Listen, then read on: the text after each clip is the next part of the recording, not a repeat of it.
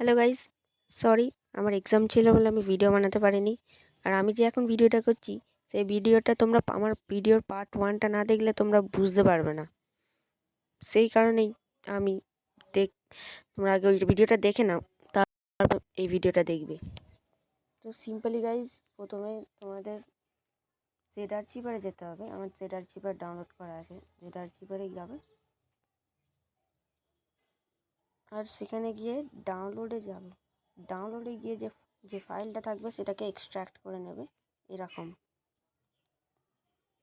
তারপরে এই ফাইলটাকে কপি করে পিএসপি গেমে গিয়ে এটা পেস্ট করে দেবে। আমার যেহেতু করা আছে আমি আর করছি। তারপরে পিপিএসএসপি গোল্ড এমুলেটরটা ডাউনলোড করে নিতে হবে। তারপরে ব্রাউজারে যেতে হবে। এইখানে গিয়ে ইউজ দিস ফোল্ডার করে দিতে হবে। তারপরে এখানে গেম শো